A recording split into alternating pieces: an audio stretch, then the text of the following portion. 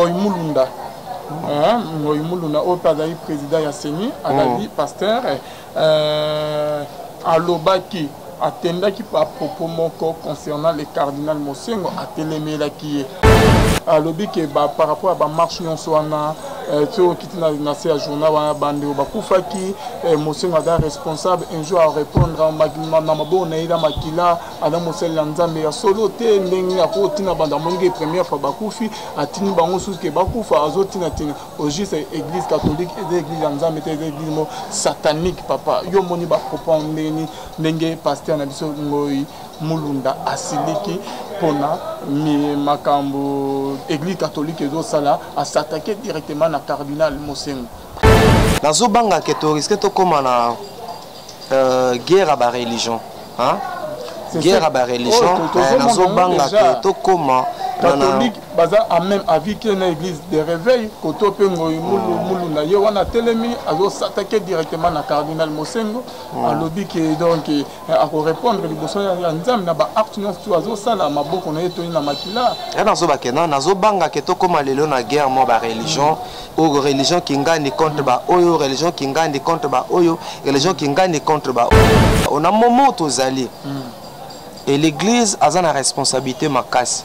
C'est comme ça que la fois passée, je te dis, quand les gens disent que l'église est au milieu du village, dans les diaboliques et sataniques, l'église ne sera jamais au milieu du village. L'église a zali lorsqu'il y a un problème. L'église à l'okola, l'église c'est la vérité. Puisque Jésus, notre modèle, il est le chemin, la vérité. Lorsqu'il y a quelque chose qui ne marche pas, lorsqu'il y a quelque chose qui ne va pas dans notre pays, et l'église, n'est-ce pas, elle a pas mis la côté mabézali. L'église, c'est à l'obabou soloma. D'une manière générale, l'élo. Bassin Nzambe belé bazali corrompu, bassin Nzambe belé basomba bango. Le loto pourquoi François David Ekofo le révérend a eu problème, mais à cause de la vérité, après cet évangile batoubalou baraté. Toi habitué batou vous irez en Europe. Cette année, c'est l'année de la bénédiction, c'est l'année de la prospérité. Le Seigneur m'a dit, c'est vous, il vous a choisi, patati patata. Vous comprenez? C'est ça l'évangile. Automécénie aussi, automécénie aussi, bailli politique. Attention, toi, une erreur. Attention, toi, un mbeba. Surtout là, c'est pas bon la mutema. Mais nous sommes la cause de nos intérêts. Puisque nous nous retrouvons quelque part, alors, commune, n'est-ce pas, et puis même pour la marche. Attaque ba marche ko salima mon frère. Est-ce que tous en a droit robeta mutubali réel? Hein papa, même si tous en a tout le bangote. Naza ni na gauche ni na droite. Est-ce que vraiment nani trouve pendant le gaz lacrymogène ko boit quand on a katia temple, na katia ndako nzambe. Nous avons vu des gens qui sont morts. Bonzambe, na bonzambe, lola ezo futa bien aimé dans le Seigneur. Bonjour, bonjour, nabino nyon stubozo la nabi sans senet moment de partout. Na site nabino la voix céleste nzela lola. Tozo kota bien aimé dans le Seigneur. Isika bonzambe et kitarana loye mon namalwa pe na misala simana to ya roba kenzama boye to koye. Un grand merci à notre bien-aimé les frères Papi Kongenda, l'homme de Simangolo depuis Suisse, Azo Bimsalbom qui toko makas kolega otozo zelango awarana kini na komoya qui verra Jésus et qui sera sauvé. Qui sera sauvé? Ezali, il y a frère et Papi Kongenda bien-aimé dans les Seigneurs. Un grand merci à Philo Moukoya Motema Yabivence de Homo depuis Londres, na pasteur Feza Missia.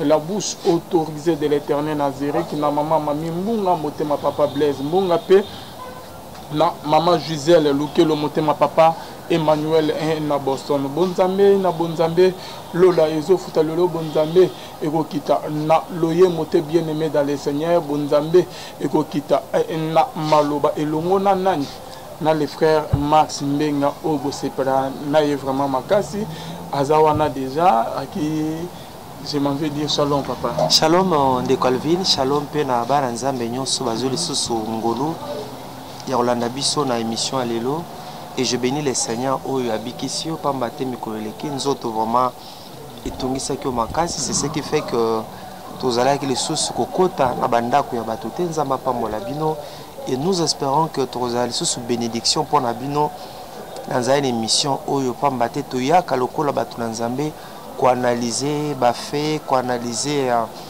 makambo tozomo na kati na mboka kati na église na nkolo et une façon pour nous ko sonner trompette pour que libota bana nzambe basala ke babaye ba moment ni tozali na yango et puis comportement ni basengeli ko adopter par rapport ya temps au tozali na yango.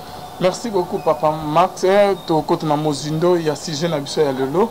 Toko toucher ba moi point moi ebele bien aimé dans le Seigneur, bande ko belé ba bengaki biso.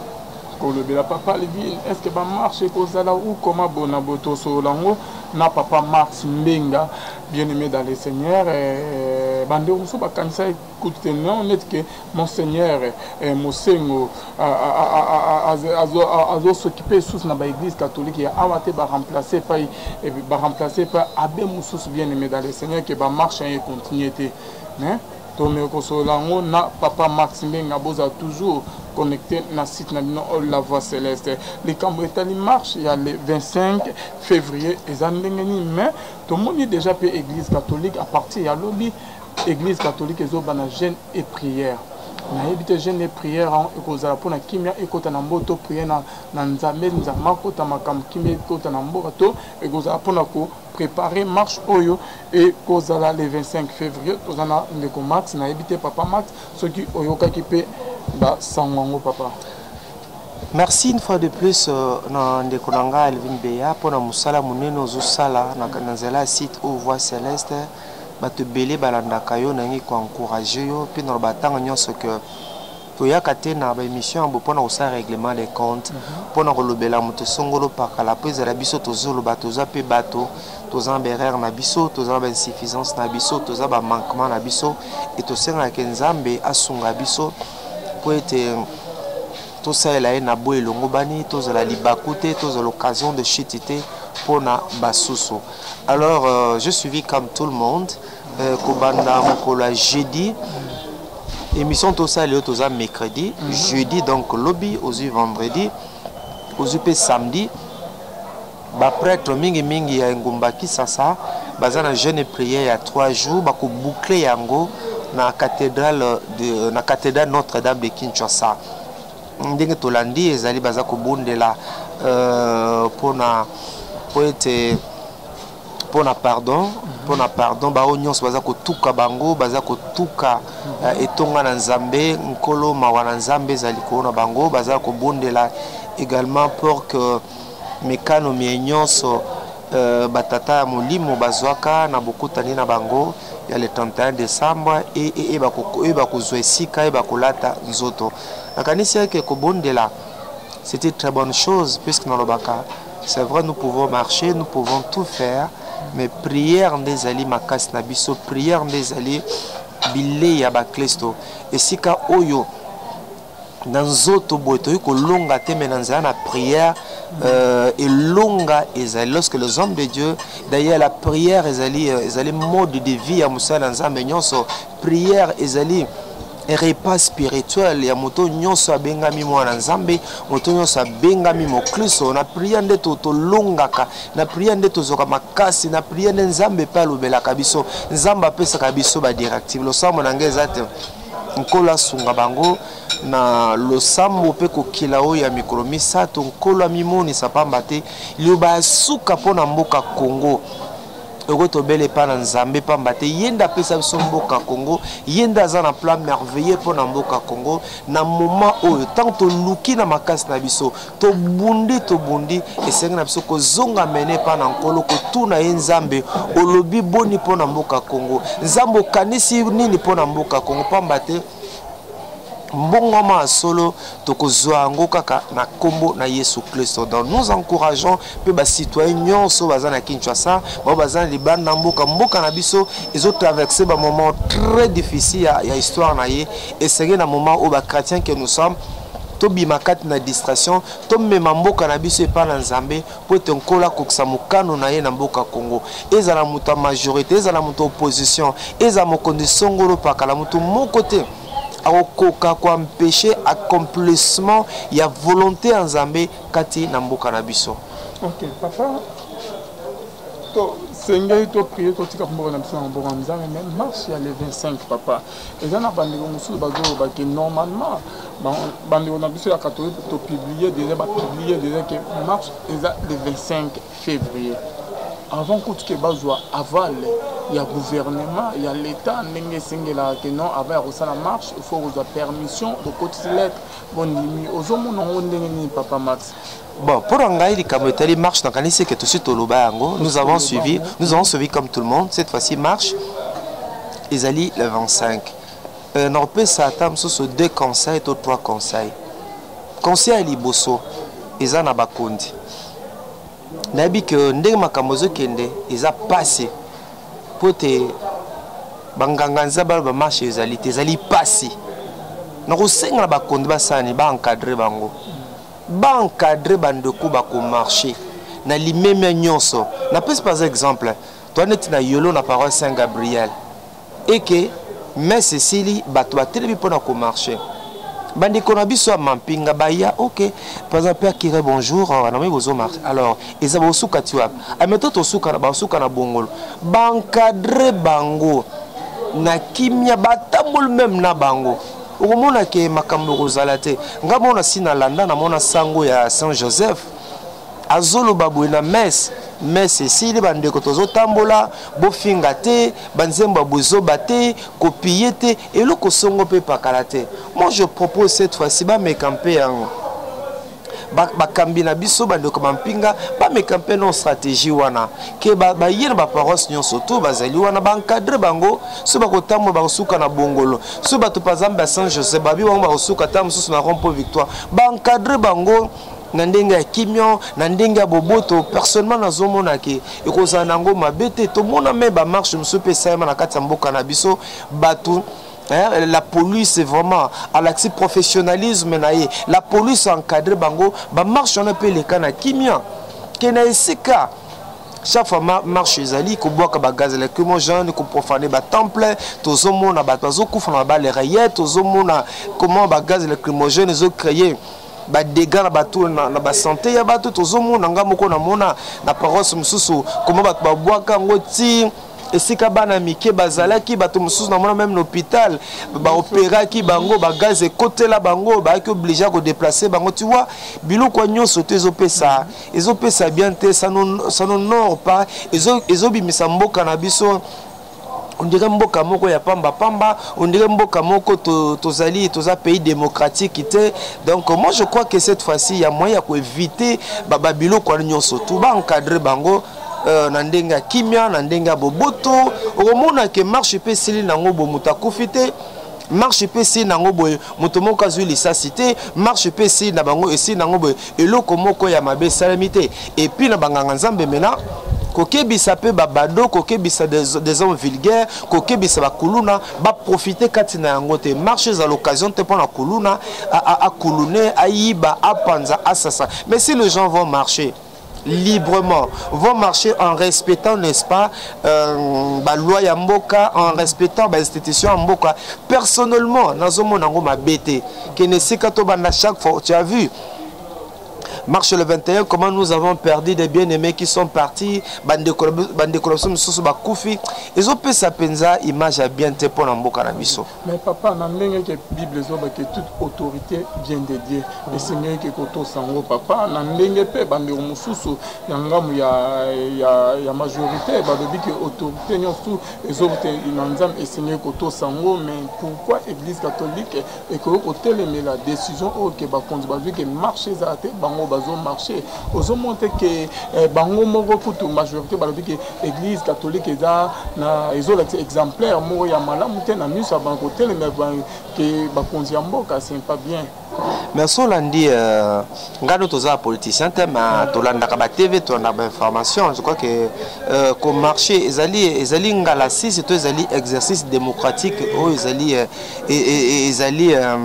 voulu même à niveau constitution na biso constitution papa Max mais ceux qui bakonzi yango ba mo ba permettre et seigneur kotika te to faut ko sala kaka yango na lobi que o même makambo nyonso tezo senga lisolo tout le monde monsieur Belé mingi awa ke sengeli na bakambi baluka basolola et puis na zongela ko mbala mingi ndeko Calvin koloba ke ba marche wana pourquoi les loba marche ezali pourquoi loba ville morte ezali na loba ke papa nyonso toneze puisque les choses ne marchent pas dans notre pays papa les choses ne surtout par exemple tant tozali awa yo za kinois bima na victoire tambola parce que de manière générale ba Kinshasa mobimbo ba comme ko buka ba kiosque bato ba kiosque ba salon de coiffure union surtout na Kinshasa awa ba buka parce na Kinshasa mobimba ba buka on peut nous sommes que bato wana ba tia ba kiosque na bango bazo autorisation ba futo mbongo na bango ba commune j'aurais appris que ba muso futo ba $200 ba futu ba $200 na bango ba pese bango esika bosa salon na bino awa bosa la boutique na bino awa mingi za ba kiosque lelo e palanga na Kinshasa mais ko banda lobiti lelo bazo buka ba kiosque wana ozomona or batu wana bazana autorisation na ba mususu et puis il y a une autre question que nous devons nous poser. Ni ne sait que lelo ba kiosque Tony Kinshasa mobimba ba salon de coiffure partout pour nani izali nzala koza musala ezali pasi. Yang bato a créé une entreprise na bango, ba créé une entreprise na bango pour basani, ba ko se prendre en charge. Malheureusement lelo, quand bato a pesa ki bango autorisation, batonga, kaka bato ba pesa ki bango ndingisa, le ba komi ko buka bango ba buki bisika wana, tu vois. Mais et puis on le fait en ces moments. Tous un moment mon attention, tous un moment mon crise. Est-ce que c'est qui est important? Babouka ba kiosque on a nyonso tout wana. Mais ta bozo bukango. Ni tous semaine à mité ma ba jeune wana. Parmi tous ces jeunes là, il y avait des coulonneurs, il y avait des gens parfois qui ont fini l'université, azorane musalate, a créé mon entité na ye moi loko na moko pour aïba n'est-ce pas, na ko se prendre en charge pour éviter parasitisme. Mais ta le bobenga ne bobuki yango. On te dit que les loming ezali toutes ces histoires là parce que musala le namboka monsieur ezala raté cause musala ezali pasi cause musala faut la ndeko ya il faut en parti politique il faut tu vois donc bilou konyo surtout wana yango zomo les a occasionné les a provoquer ba marche ba ville morte puisque les gens en ont ras le bol il y a ba situation tous en katina mboka. Et le jour où bah kondi, ce sont nos autorités et bah vandaka, et bah mitiaka na place à population. Pourquoi population komibo? Pourquoi komibo? Pourquoi komibo? Ni ne memi bah on a les camotions golo pakala. Bah ça dit bon on peut bah ça bah on misala mususto bah tina bah on sur le chômage. Ah mais là non misala les a été mais otina bah on sur le chômage dans ce Pelalville tu peux marcher. Au tala au monde a depuis lobby comment bah ça coller là. Les gens se débrouillent, moi salon de coiffure na bango 1000 francs awa 1500 awa ba soulager population kala pour katasuka ki ba $5 ba 10 000 francs mais lelo ba salaire tondi na kin avec 1000 francs congolais kaka bateau ba pesa ki bango autorisation le ba telemeli bango ba komi ko panza bango ki tchosa mo il faut la matanga o lelo ezali makambo eza pour la première fois te o eza soki 8e 10e fois ça moment que après quelques mois ba salon ezongi ba boutique en ezongi ozo monter que l'état zo escroquer peuple na moko papa mais non là mais c'est ça l'escroquerie je crois que c'est le terme qu'il faut utiliser n'habiter ba condamner so bazana ba conseiller soit ba conseiller bato pendant après ça ba conseil bato bataisa est-ce que na moment où tozali ya na nzala oyo na ba crise oyo to risque to pesa occasion na benemi à peuple congolais toujours risque biso moto matisa attention to pelisa moto na kati na mboka. Moi je crois que décision baziwana est sanitaire ce n'est pas le moment. C'est pas tous ces gens là c'est bango lobby marche ça bon que na bango tambola c'est bango lobby ville morte ça bon voilà banda ko puisque ba si ba le biso moto pesa bango occasion. Ok, Papa Max, merci beaucoup. Toujours, mais mission n'a rien que la vérité. Et là, nous avons publié dans le journal papa concernant le Yazalaki Abe Malumalu, Malumalu, Ngoimulunda. Ngoimulunda, au président Yasseni, Adali, pasteur, Alobaki, Atendaki par propos concernant le cardinal Mosengo, à Télémélaki. Donc, on a conditionné na filmant parce que tout le monde peut publier et on va un journal na bango par rapport après avoir autant le journal en papa il semble devant Dieu et les hommes de tous les morts causés par les marches il en répondra devant Dieu. Les à lobby que par rapport à la marche non soit to kiti na se ya journal wana bande bakufaki mosengo ada responsable un jour à répondre na maboko na ila makila ada mosali ya nzambe ya solo te ndenge ya kotina banda monge première fois bakufi atini bango suke bakufa azotina tina au juste église catholique et église ya nzambe te église mo satanique papa yo moni ba propos ndenge pasteur na biso ngoi mulunda asiliki pona mi makambo église catholique ezosala à s'attaquer directement na cardinal Mosengo. Ok, merci Ezaba. Parce que ton moni pe bande bazokufa tozomona papa. Oui, Ezaba déclaration naie oyo asali yango, je le respecte, c'est un serviteur de Dieu et na kalisi que pour le moment nous devons éviter hein nazo banga que to risque to comme na guerre à ba religion hein guerre à ba religion nazo banga que to comment catholique baza a même avis que na église de réveil koto pengo mulu na yo wana telemi azo s'attaquer directement na cardinal Mosengo alobi que donc a ko répondre liboso ya nzambe na ba acte non tu azo sala maboko na yeto na makila et nazo ba kenan nazo banga que to comme lelo na guerre mo ba religion ou religion qui ngani contre ba oyo religion qui ngani contre ba oyo religion qui ngani contre ba on a moment tozali et l'église a une responsabilité makasi. C'est comme ça que la fois passée, je te dis, quand les gens disent que l'église est au milieu du village, dans les diaboliques et sataniques, l'église ne sera jamais au milieu du village. L'église a zali lorsqu'il y a un problème. L'église à l'okola, l'église c'est la vérité. Puisque Jésus, notre modèle, il est le chemin, la vérité. Lorsqu'il y a quelque chose qui ne marche pas, lorsqu'il y a quelque chose qui ne va pas dans notre pays, et l'église, n'est-ce pas, elle a pas mis la côté mabé zali. L'église a le babou soloma. D'une manière générale, l'élo. Bassin Nzambe belé bazali corrompu, bassin Nzambe belé basomba bango. Le loto pourquoi le François David Ekofo le révérend a eu problème, mais à cause de la vérité, après cet évangile battu baraté. Toi habitué vous irez en Europe. Cette année, c'est l'année de la bénédiction, c'est l'année de la prospérité. Le Seigneur m'a dit, c'est vous, il vous a choisi, patati patata. Vous comprenez? C'est ça l'évangile. Automécénie aussi, automécénie aussi, politique. Attention, toi, une erreur. Attention, toi, un mbeba. Mais nous sommes la cause de nos intérêts. Puisque nous nous retrouvons quelque part à la commune, n'est-ce pas, et puis même pour la marche. Attaque ba marche ko salima mon frère. Est-ce que tous en a droit robeta mutubali réel? Hein papa, même si tous en a tout le bangote. Naza ni na gauche ni na droite. Est-ce que vraiment nani tous pendant le gaz lacrymogène ko boit quand on a katia temple, na katia ndako nzambe. Nous avons vu des gens qui sont morts. La religieuse là de 24 celle qui est morte, vous allez me dire quoi?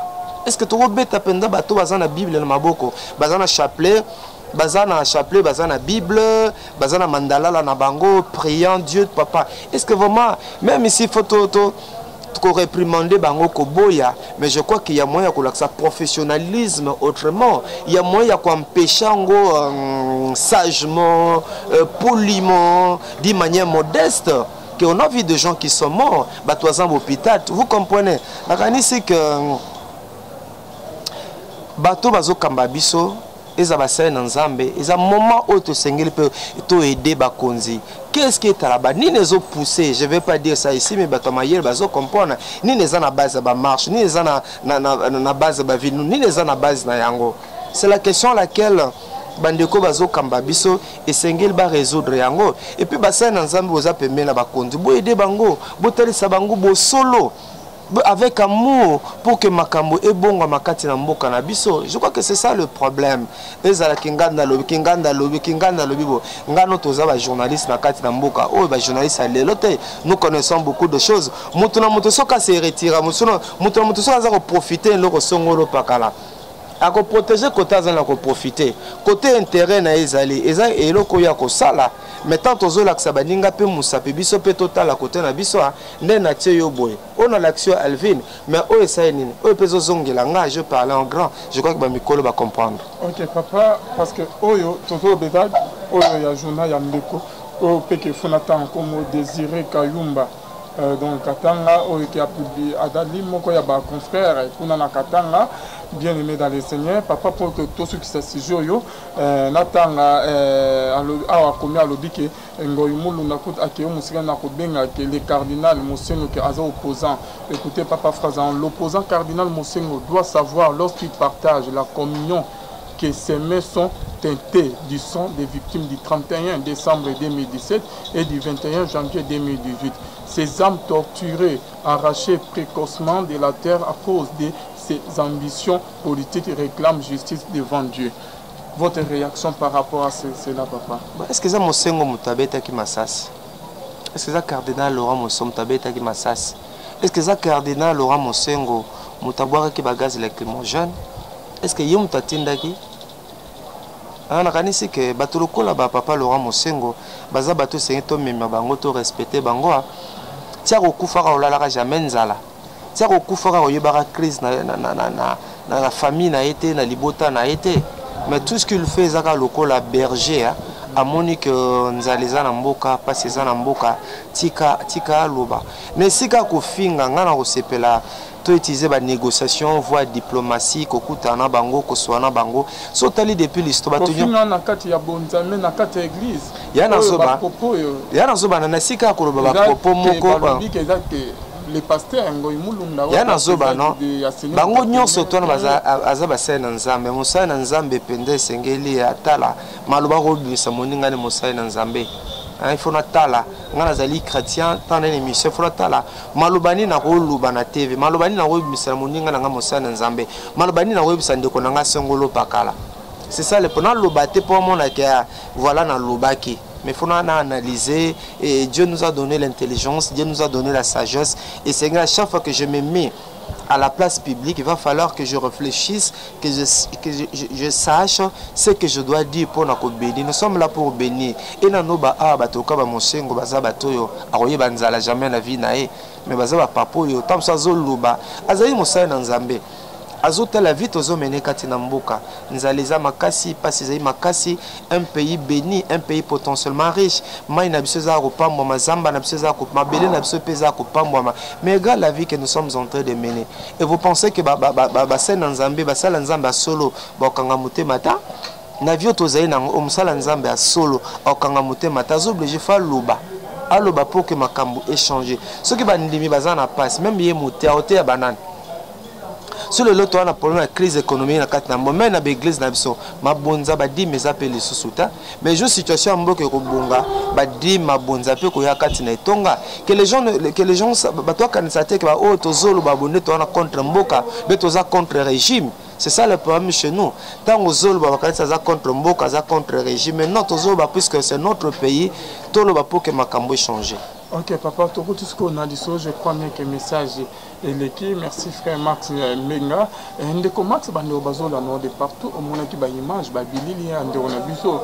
Je koko oyo azalaki pour travailler pour le gouvernement, aya kokoma opposant de Comax après avoir coté la billing de Comax c'est un bandé au Moussous avant que nous posons une question mais on a pour répondre au comment que billing de oiseaux sans amakila mais côté étant commis étant mot critique et là on ne peut le papa Max. Ok, merci Alvin. Natala ki ba image wana lokola mwana mboka lokola mo Kristo nokaki mawa pe na bondelaki et là mon bagage ezake soki nzambe azali kotala mabe na biso soki nzambe ayo kotala berer nanga berer na yo nakanisi ke mutuma roza na se na moyi oyo te so nzambe abi appliquer justice na ye car lelo toza mercredi au 14 février mukili ko kufa mutumo ko rozala te pour parmi biso mosanto azate biso to toza batamasumo mais regarde comment Dieu nous pardonne. Et quand Dieu pardonne, Dieu oublie. Si Dieu devait tenir compte de nos manquements, de nos insuffisances, de nos erreurs, de nos péchés, papa, c'est chaque jour que nous confessons. Si Dieu nous pardonne, si là en colère, riche en bonté, biso peut appliquer envers semblable na biso, c'est tout ce que je peux dire. On a suivi commande de Azo Sanza Makila. Et s'il arrivait que le loge Koko a Koufi, On ne le souhaite pas. S'il arrivait que le loge Koko Koufi, Tobaksa sous tension, ma casse na kati ya mboka. Ngano sait pardon. La Bible dit l'amour couvre une multitude de péchés. L'amour supporte tout. 1 Corinthiens 13. L'amour ne périt jamais. L'amour. À celle qui m'a l'âme, à celle qui m'a bé. Je demande un moment de quoi ça n'a été wana. Moi je crois que le col a bateau. Papa.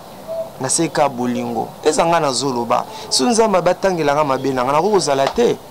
Nayokoza sunza mabatangela mabe nanga na rozalate. Sunza mabatangelo mabe. Alvino rozalate. Sunza mabatangela ndeko zola na biso. Rozalate. Mais regarde comment nzamba za na mutamu nene. Mbalaboni yo avorta. Mbalaboni de kozola nango sopa zemi. Mbalaboni yiba mbonga leta metanzamba limbisa ko preuve amour ya nzambe ti lelo za na bomoy to limbisa. Vraiment, ils allaient vraiment passer ma casse et ça dit qu'ils passent dans le thème na étant de on a vu chez Coco à commune ya Nzamba Lola à Batelaye donc à côté de Kamunaye toujours pour une émission na biso papa Max au bêti il y a 14 février et d'aller effectivement que ba benga pas bande au musu fête ya ba amoureux Saint-Valentin papa na ngana yeba est-ce que dans biblique c'est en gros. Ok, merci le Toza, mercredi 14 février, monde de Bingango Saint-Valentin. Analyse d'Angeza que c'est vrai bibliquement, fait tu as un soubassement spiritualité, ils ont un soubassement biblique. Vous remarquez ça, Mukolo yo ekobo ça le maramingi. Ah bon? Kindumbe ça le maramingi. Au monde, bon, sikoyo. Et heureusement que gloire à Dieu, à cause de Kosambela, bah fait tango à moi impact, bah ni kosila. Mais bah Saint-Valentin, zaki mikobana bala la randa kuta. Au monde bah zemizo makapamba pamba, kindumbe zala makasi lelo remarqué que bon que Seigneur se batie bah concert, bah c'est bah kota ofele, boye alors on a sepela rapenda na ngote. À cause des dégâts, à cause des conséquences, où ça m'a Saint-Valentin à travers le monde. Surtout dans le Canabiso, Saint-Valentin za buzoba, Saint-Valentin za ekobo, Saint-Valentin za lekindumba, Saint-Valentin za komela masanga, Saint-Valentin za kolangwa, Saint-Valentin za kobimana mobali ya bato, Saint-Valentin za kobimana mwasi ya bato, Saint-Valentin za ezana ba dégâts ebele. Mais et puis pour Nabiso, l'amour se vit chaque jour. Hein. L'amour c'est la vie des chrétiens. L'amour, c'est chaque. On n'a pas un jour précis où l'élo où na laksa bolingo nanga envers Alville, mais vie nabiso à chaque jour c'est tout laksa bolingo envers ba prochain et lo kona lingi ba salanga te na salango pe muninga te ozomona. Mais ce qui par exemple tout moko bi OK Saint-Valentin ainga tali sabolingo na ye et pas moi si na ye pas fiancé na ye na mona ngo penza pe eza nango mabete ce qui bateau bazana maturité bateau bazana maturité bateau bazana enseigner bateau bazali fermé voilà le loko na sepelaka na Alvine cadeau yango na pesio alve yango na pesio na mona ngo mabete mais d'une manière générale le lota la même remona na ba téléphone ya bana na biso moi je t'aime tu me manques bonne fête et comme récupération satanique et ça m'a cassé dans mon bassin Valentin. C'est comme ça que moi je peux pas encourager, mais je pense que les amis collègues l'église de Seigneur a profité il y a des jeunes, surtout des jeunes qui aient des enseignements dans l'église autant que ça va sur l'amour et le vrai amour, véritable amour, ne c'est qu'amour est basé sur le sexe. Et conséquent il y a sida bazemi mamobele salemaka donc ba pasteur bazo fêter ngo ba chrétien bazo fêter eza nango lisumu te papa Max. Bon na mona ka penza ba chrétien ko fêter Saint-Valentin d'une manière générale na mona ka ngo penza na mona ka tete l'église ba sangana ki pona ko célébrer Saint-Valentin na tikala ko mona yango. Moi j'ai vu des pasteurs qui ont publié ba photo na ba Facebook ba prophète ba pasteur bazo célébrer papa Max. Ya na lobit ça dit que il y a beaucoup de dégâts mikolo à Saint-Valentin à travers le monde. Dans mboka mususu monde eza mukolo moi ça ko bimana mobali mususu moi c'est mobile pas ko bimana na moi il y a beaucoup de dégâts. Ba bolingo sengeza là c'est chaque jour que nous devons exprimer notre amour et Dieu est amour, il a donné et nzamba pesa qu'avec nzamba pesa qui Dieu a donné tout ce qu'il avait de précieux. Vous comprenez? Mais le Saint-Valentin de Konato qui t'a tous na matongo tambolo mona mulili ya ba boîte nyonso kotonda ba bar kotonda ba chambre hôtel kotonda c'est ça Saint-Valentin. Mais si par exemple que non on s'est payé avec nos ans la fiancée na oui bon OK là c'est payé sa fiancée na ngai mais tu dois pas attendre les 14. Non, c'est le 14 février. Pendant ces pesa, moi si nangana, c'est pesa, fiancé nangana, c'est pesa bana nanga, na sengeli causer la thé. Na sengeli causer la thé. Et puis sur l'andel même origine yango ya Saint-Valentin là, aza na origine mo penza ya ba clé souté. Aza fait tu pour na kopambola biso te mais a memeli biso ba dégâts ebelé, ba conséquences ebéant ba parents mikola Saint-Valentin et sengeli va veiller na bana bango, ba contrôler bana bango, ba vandisa bana bango, ba té ya bana bango, ba comportement ni ba sengeli causer la. Derrière Saint-Valentin, il y a des grossesses, il y a beaucoup de choses pour ça les marques. Bonzambe, na bonzambe lole ezo futa. Merci beaucoup frère Max Menga. Nandenge vraiment oyaki ko répondre à l'invitation na biso pour que ceux qui sa émission na biso comme d'habitude to cita toujours na lisolo moko na bandeko bazola na biso partage ton pain. Donc esengeli to salisa ba oyo baza nango baza dans les besoins. Ba o baza na ba hôpital bazo kufa likolo ke mbongo ya kofuta traitement ezate on a Congo assurance. Il y a des malades et des ratés bien aimés dans les seigneurs. Ceux qui ont des mamans, des cliniques, des hôpitaux, il l'État. Avant que les châteaux comme ils paiement que au katamotema, bakoloba wapi mbongo, futi mbongo, soki mbongo ozana ngote, yeba ke bako s'occuper na kana ote. Na moko na témoignage mo ya ndeko moko de la patrie que son âme repose en paix. O ya sala accident. Côté ya vu kuna so na Willery ba mema na mama ye makuma ineti ndé comme camarade ya grand frère ba mema ki na mama yembo makile zo bima bo s'occuper na ye ba tiki corps na ye wana na se o fo ba pesa mbongo avant que ba simba ye tinde ndeko aye o kata motema lobi nango ba 14h pour apprendre une nouvelle en yo za na posa que au salisa bandero na ba na ba hôpital ba OK ba tiki ba na ba hôpital ba kanyi ba na ba maternité ba zo nya ko libérer ba honte likolo ya mbongo bapasi benga papa Max Menga numéro na yangwana na likanisa kitoko vu partage ton pain nazo tikela vraiment na bande ko bazwa ki temps chance ya kolana ba émission na biso te pour ba comprendre vision ya monte nazo tikela papa Max Maloba a me ko expliquer bino vision en profondeur papa Max Maloba. OK, merci tozoko baseko ko bande to ba ki partage ton pain, c'est un ministère que Dieu nous a donné. Quand ma pose à kosunga bandeko bakelela bandeko bazanga bandeko babwakama bandeko bazana pasi bandeko bazana mikakatano yande nande to mona ke tozo sambela mais quatre églises batu belé bazai na pasi muso azozanga elamba muso azanga eloko kolia muso azozanga mwa kisi muso azozanga eloko songoro pakas comme ça que Dieu nous avait inspiré les kanisiwana ya partage ton pain gana kabola bozwi nanga nakabola mbongo nanga nakabola misolo nanga nakabola mwa muke naza nango na bandeko yo bakelela bandeko bazana kozanga nanga se balanda be image bamona ki biso tokenda na nsele conseil ça orphelin tout ça là kango l'accès à image. Merci beaucoup.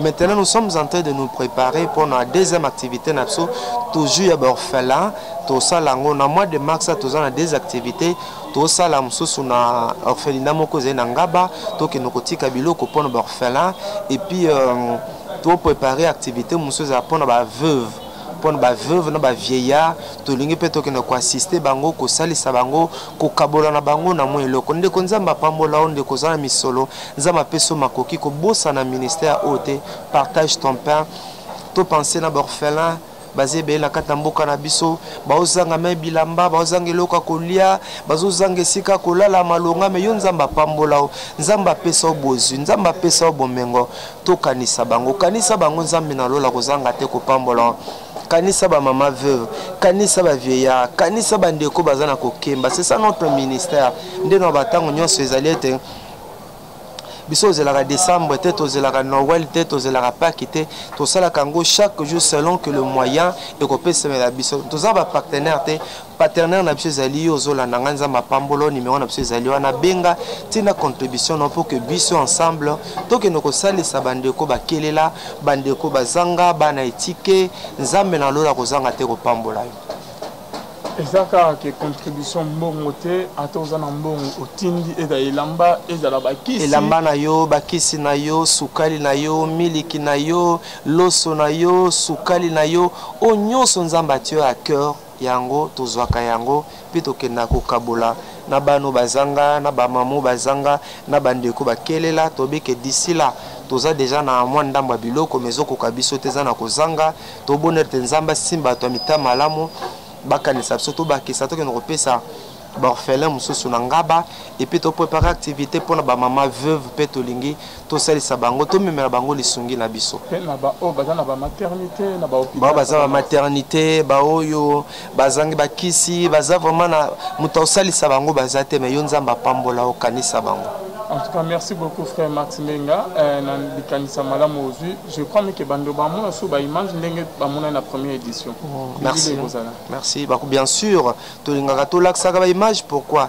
Ce qui le beau moi c'est PC ou Bongue Bomba ce que nous sommes en train de faire avec les petits moyens on Azo pesa biso na bino pe bandeko basusu bazako sunga nzambe a pambola bino bolembate tolingeza l'habitude tolingeza vraiment mesano ce que nzamba pambola kanisa bandeko bazozanga nzamba kozanga te kozongisela. Merci vraiment beaucoup Papa Max. Merci. Vraiment na peut-être bande ba remarquer Papa Max a lobby ndenge aloba vraiment parce que santé za bien te. Oui. Merci vraiment Papa Max à s'efforcer vraiment tellement que programme les a planifié comment écoute liboso nanga avant que nga moko présentateur comme Azelinga santé tout ici mais honorer vraiment merci vraiment Papa Max. Zamalola à mon nom. Amen. Amen. Merci beaucoup. Merci à vous tous qui nous avez suivis. Qu'on se retrouve à la prochaine. J'espère avec le même plaisir. Bye. Papa Max,